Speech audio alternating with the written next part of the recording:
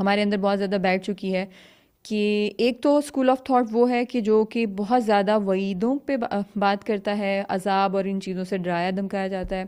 جو کہ وی نو کہ اب کام نہیں کرتی ہماری جنریشن پہ. اور دوسری ہماری جو ایک اسکول آف تھاٹ ہے وہ یہ بھی ہے کہ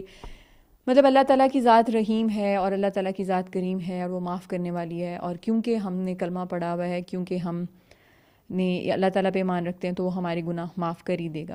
تو یہ دونوں چیزیں ہی اپنی اپنی جگہ پہ صحیح بھی ہیں، لیکن ایٹ دا سیم ٹائم یہ ہمیں سرو نہیں کرتی، کیونکہ دین جو ہے وہ خوف اور امید کے درمیان میں ہے. ٹھیک ہے، جیسے ہمیں یہ نہیں سوچنا چاہیے کہ ہم مسلمان گھرانوں میں پیدا، ہم مسلمان گھرانوں میں سچ میں پیدا بھی نہیں ہوتے ہیں آنیسٹلی اسپیکنگ، لیکن if you see it practically. ہاں ہمارے گھر میں ہمیں یہ ایکسپوجر ضرور ملتا ہے کہ جیسے دین as a religion unlike other people, لیکن مسلمان ہونا